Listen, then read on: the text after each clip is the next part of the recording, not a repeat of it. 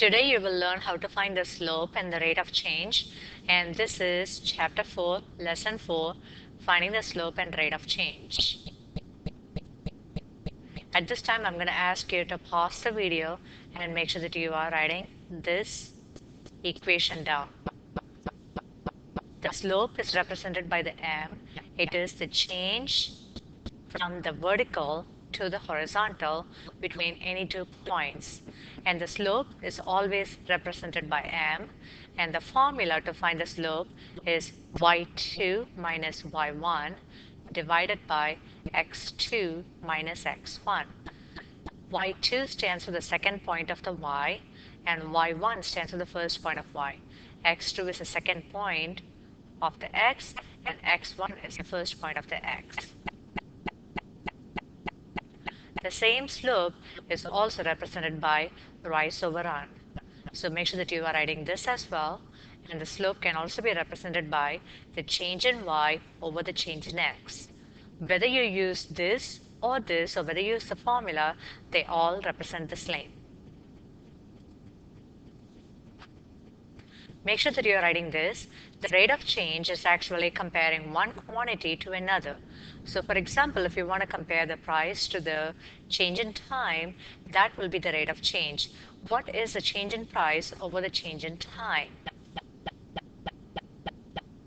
For example, if you are looking at the gas prices, you can find the change in price from 2007 to 2013, which will be the change in time.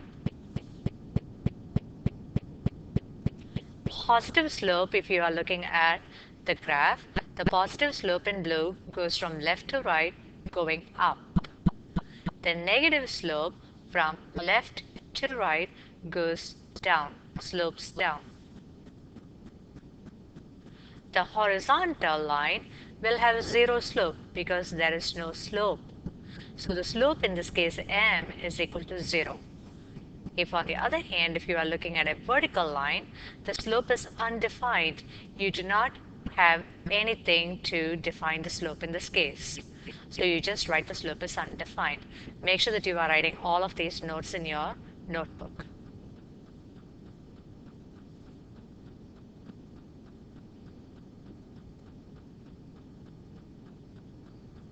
Focus on question number 17. The slope of the line that passes through the 2 points is. So we want to know whether the answer is positive, negative, 0, or undefined. So let's take the 2 points. I'm going to take it as negative 2, negative 3. So since this is the first point, I'm going to call this my first x and my first y. x1 stands for the first x, y1 stands for the first y. And I'm taking the second point, which is 8, negative 3. So this is my second point. So this is my second x, and this is my second y. The first one is the x, the second one is the y. But since I'm talking about 2 points, if I write x, y, and x, y, it becomes misleading. So I'm writing it as my first x, first y, second x, second y. And now they are talking about the slope of the line. So let's find the slope. The slope is m, and you are writing it using the formula y2 minus y1 divided by x2 minus x1. You got to be extremely careful with the negatives and the positives involved in here. So for the y2, I'm going to replace this by negative 3. So I'm going to replace it by negative 3 for y2 minus y1. I'm going to look up over here, and this is my y1. My y1 is a negative 3. Watch the way that I'm writing within the parentheses. Now I'm putting the line. Now comes my x2.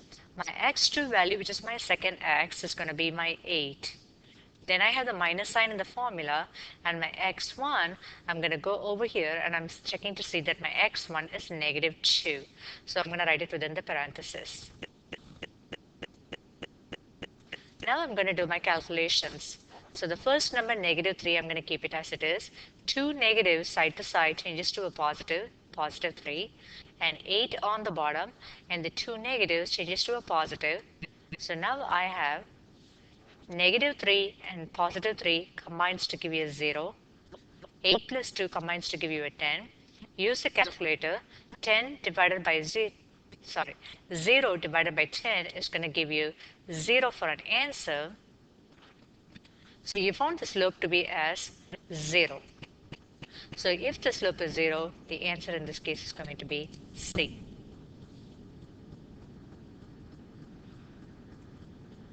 Focus on question number 21. This is a real life situation. You have a skateboard ramp.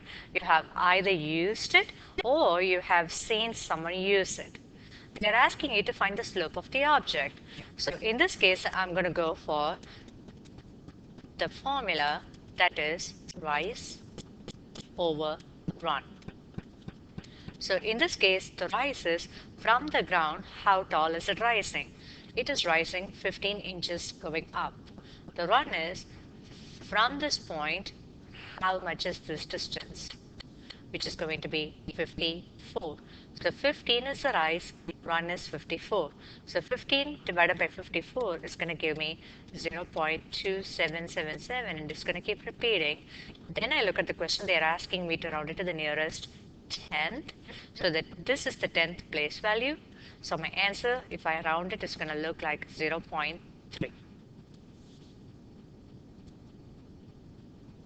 Let's focus on question number 24. Use the example below to find the value of x or y so that the line passing through the given points has the given slope. You've got to understand what they are asking you to do. Pause the video, read the question, and understand the question.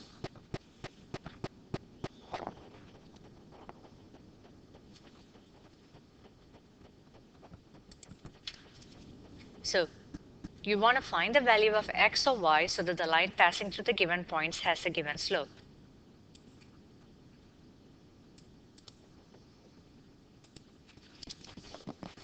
The key word is slope. So I am going to write the slope, and there is a letter that is always associated with the word slope, which is called the m. And the slope m, I'm going to use the formula y2 minus y1 divided by x2 minus x1. This is a formula to find the slope. So the first point, x comma 4, and this is going to be my first x and my first y. The second point, which is 6 comma negative 1, so this is going to be my second x and second y. So x1 stands for the first x, y1 stands for the first y, which means I'm talking about the first point. Then comes my second x, which is my x2, and my second y, which is my y2 for the second point. So all I have to do is substitute what is given to me. Now, in this case, I am given the slope. One of the information just given to me is the slope, which is 5 over 6. So I'm going to replace what I know to be as 5 over 6 equal. And y2, I'm going to go over here and watch the way that I'm going to highlight. This is my y2.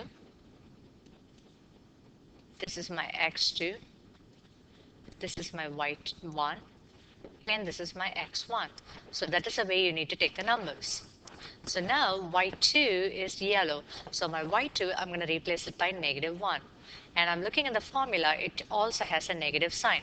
Then I need to replace what my y1 is supposed to be. So I'm looking at the blue, my y1, I'm going to change it to a 4.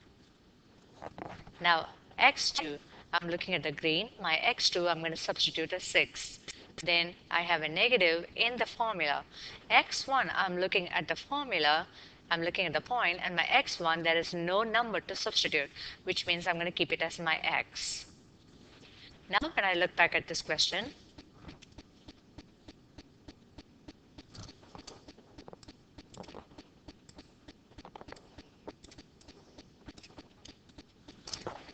now I have all the numbers that I need to. The only thing I need to find is x, which is what the question is asking you to find. So let me simplify whatever I can. So on the left side I have 5 over 6 equal. Negative 1 combines with negative 4 to give you negative 5. And on the denominator, I have 6 minus x. And this is your unit 3, which is solving the ratios. So I am going to cross multiply.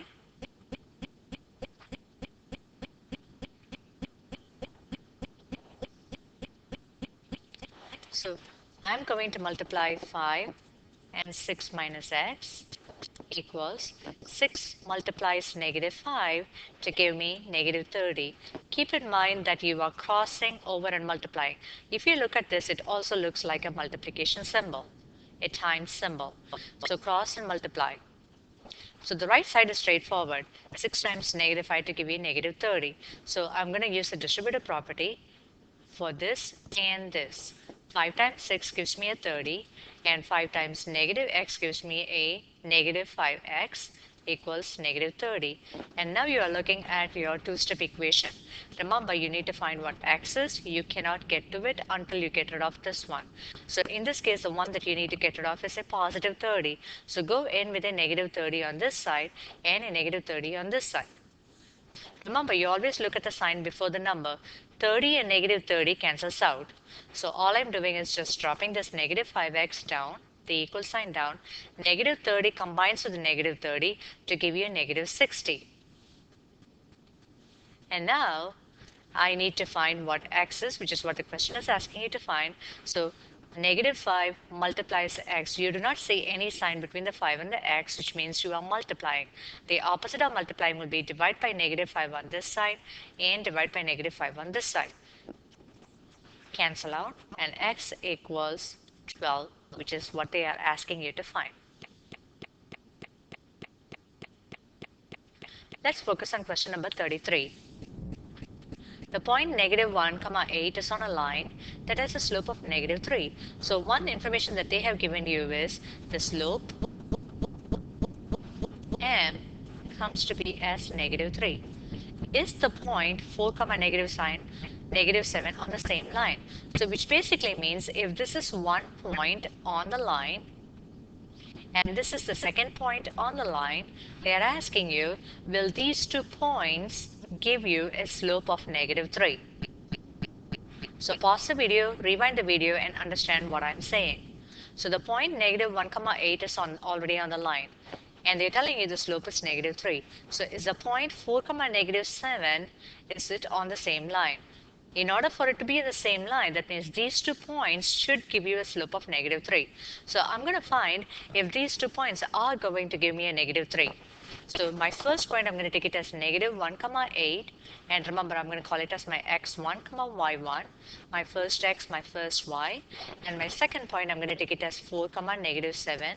So this is going to be my second x and second y. Now watch the highlighting.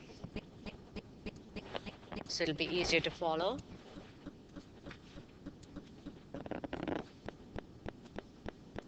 So these are the numbers you need to take to substitute. So let's find if the slope does actually come to -3. So I'm using the formula y2 minus y1 divided by x2 minus x1. So